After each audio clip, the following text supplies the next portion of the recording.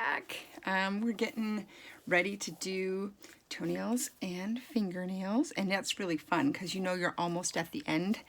And really, once you do that and you gloss things up, you're really done with a baby, especially if you have a closed-eyed baby. I am going to paint hair on these babies. I'm going to root eyelashes. I need to set this guy's eyes. I have a million little things to do. But if you had a baby, let's say like this, you don't have to put eyelashes in if you don't want to. Not all babies are born with eyelashes, and if it's a very fair baby, it doesn't need them. If it's a very bald baby, you don't need them. And really with this baby, all you really need to do is shine up lips, make that nose a little bit wet, do fingernails and toenails, and assemble the baby, and you would be done. And it's okay to stop right there, but I'm going to keep going because that's how I do it. So what I'm going to do now is I'm going to give you a little bit of information about fingernails and toenails. Now, I made the same newbie mistake that everybody makes, and in your kit, your Genesis kit, you will probably get this nail tip color. This is an awesome color. I use it for a lot of other things, but not nail tips, not anymore. In the beginning, I did because I thought that's what I was supposed to do. I didn't know any better. But a well-meaning person told me, who happens to be a Reborn artist, it looks a little fakey. You don't really want those nail tips to kind of stand out. I think in the beginning when people started doing it, your eye caught on to that and it looked super realistic, but now we're doing it just a little bit more subtle and it actually looks a lot better. Here is Landon's. I just started them. You can barely see them. What I'm using is just baby skin right out of the pot, and I mix it in my lid with a tiny bit of paint thinner because I want it to be a little bit thinner, but not too thin. I want it to be, again, I want control over that paint. And I'm just doing the very tops of those toenails, just the very tops. And they don't have to be super thick. We're not going for French manicure, even though basically that's what this is. We don't want it to look fakey. And when you seal this up, you can use Mod Podge, or you can use clear nail polish, you can use glossy medium, whatever you want, just on the tips of those toes. I still use glossy. I know a lot of people have switched to matte because it looks a little bit more realistic, but I just have a lot of my glossy left, and so I'm going to use it till it's gone. Also, I do know that those nail tips are the first places where paint chips off. It's because you're putting on shoes and socks and you're touching toes and fingers, and there are these little bits that are kind of hanging out there, so they tend to lose their paint first. It's an easy fix. I mean, even a person who buys a doll can do that at home with just a little nail polish. So I'm still using the shiny. Maybe I'll give it up. I'm like halfway through that bottle, and maybe I'll switch over to just doing matte. I mixed a little bit of salmon and a little bit of lavender together in a cap, tiny bit of paint thinner because I want it to be thick. As you can see, it's not dripping. And you can go with that same brush, but clean it off. You can go right underneath the white nail tip that you just did and just make a little an arch. So let's see if you can see that okay. And what that does is it gives the illusion of a moon. I've tried painting moons on with baby skin, and maybe some people do it well and they're happy to do that, but that is just a little too tedious for me and drives me crazy. So I just give the illusion of a moon under there, and you don't even have to have moons. These are so tiny, you hardly see them with the naked eye, but if you feel like going the extra mile, that's an extra mile move. Landon looks pretty good. The only thing I'm disappointed with is that I think he's a little bit on the pink side. I gave him a brown wash, and I probably should give him another one, but I know that if I mess with him now, I'm going to probably regret it. Everybody has their own internal stopping place. I don't have an internal stopping space or place, so I have to sometimes go, okay, that's enough. You need to stop now. This baby has had enough torture from you. Speaking of torture, I'm going to get that little piece of paint out of there. And what happens is when you're painting, you sometimes think it doesn't look as complete as you wish, but you have to remember that if you're going to be doing hair, and you don't have to, you're going to be doing hair and eyebrows and eyelashes, this is all going to come together in a whole different way. This baby over here, This is Aria or Haraya, depending on how you pronounce that. She's actually done. She's going to just be pretty peaches and cream and pale and a little pink nose. I have to find some eyes for her, and we are going to do a tutorial on those eyes too. Ears nice and pink. Her limbs are great. I feel like she needs another wash, but I'm right at that like place where I'm not sure if I'm going to push it if I do another one, and I really don't need to. And I did her little nails too. I'm waiting for them to dry a little bit more, and I'll pop her in the oven. But so far, all the babies are finished washing, they're finished blushing, and I'm just getting their nail tips on.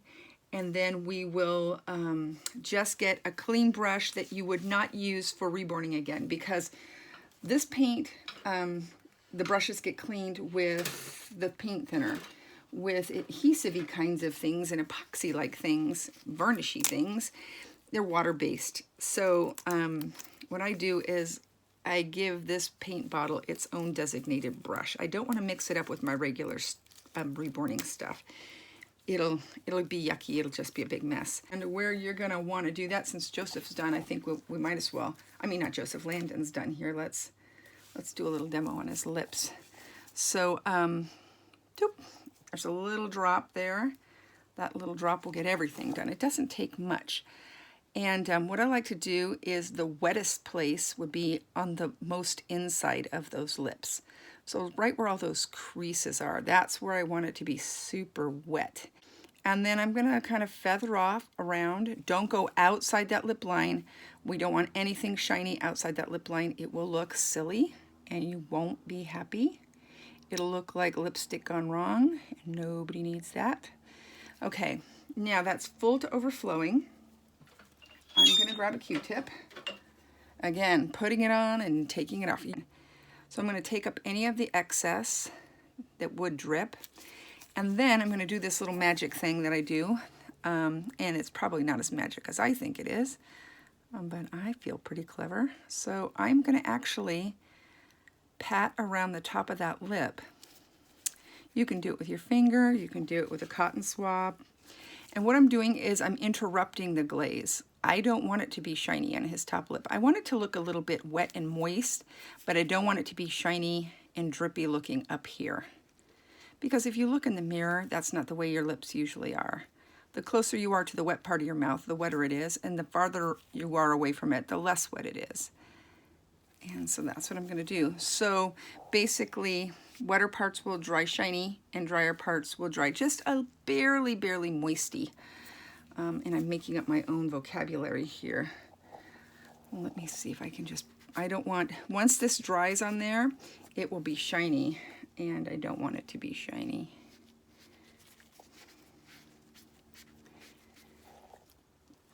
And then I'm going to go inside those nostrils. Now, I said before, I like babies that have super wet noses and drippy noses. Not everybody likes that. And if you don't, that's okay, because I'm guessing there are more people who don't than do. But you want to moisten up the inside of those nostrils. It just gives it a more realistic illusion. And then inside, for an open-eyed baby, what I usually do is I will take this wet and I will go along the waterline. And inside that those little creases there. And the reason why I'm doing that is because your eyes are wet. So any place that your face is wet, that's where I'm going to put a little bit of shine. I'm going to go on the waterline on top also. Don't come out on that eyelid too much. Because you'll notice if you look in the mirror, the top of your eyelid isn't wet. And should you make that error, I'm going to go in the corner here and the corner here. And sometimes if you go really wet here in the corners, it'll look like they just cried. And I think that kind of looks sort of cute. Same out here. You don't want to do it too much though, because it just looks like you made a mistake. I'm going to get a Q-tip again, and I'm going to clean anything up that looks like it's oozing out or messy on top of that lid. And just using the Q-tip by itself will actually make it a little bit more matte. So you get the illusion of moist, but you don't get shiny.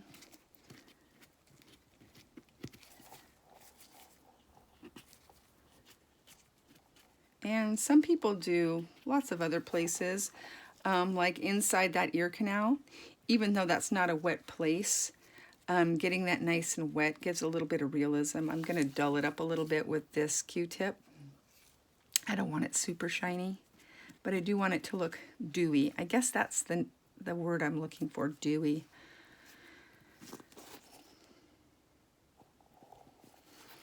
So I just went inside these, anywhere there was like these little crevices. And that's it. This baby is ready to rock and roll. You're going to go over your fingernails and your toenails. I do this 2 or 3 times just because I want some durability. That's it. Just some tips and tricks if you want to play with hair painting. And then after that, we will do a varnish coat on these babies. And then, what else will we do? We'll do a varnish coat. Oh, and then we'll put in some eyelashes. That will not be going to put a total coat on these babies yet. I don't always, especially if I've used a lot of matte in the beginning. These babies didn't get a lot of matte. This paint is super durable. The nail tips and beds, not so much. That's the one place where it'll wear off, but you're going to have to do a lot to scratch and take this paint off this baby once we're done. But sealing it up kind of gives you that extra layer of protection, or at least that's the theory. So I will show you how to do that, but I don't want to do that before I paint the hair, because if I have a lot of varnish on this baby, hair painting is going to be harder. It just doesn't look as nice and clean. So what I'm going to do is set up for hair. And you are not going to believe this, but I dropped my premix hair palette upside down on the floor. It's all over my carpet. It's all over my shoe. I'll show you the before and after of that palette, and we'll get started on some hair painting. Again, not going to do an entire hair painting tutorial. That would take too long. I'll do a separate video just dedicated to hair painting. As promised, here is my lovely hair painting palette. And it has a lid on it so I can mix the paint and just put the lid on, and it'll be fresh for the next time I paint hair. However, I went to go reach for it to bring it up onto the table, and it flipped over and fell on the ground upside down, and this is what happened. Oh, I am so bummed out. It takes me forever to get the exact right colors of paint that I want for hair. And I had all my blonde colors all mixed. I am so bummed out. I've got to clean this out. I'll show you what it looks like when I'm done.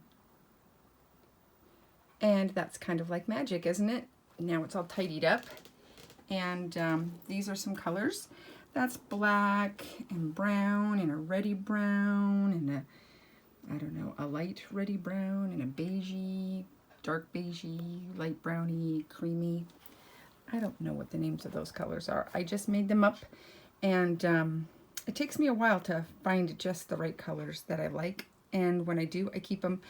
And when they run out, I just keep a tiny bit at the bottom and try to match it. And those are them. I hope I'm not making you dizzy. I just wanted to show you some of the colors I use for hair.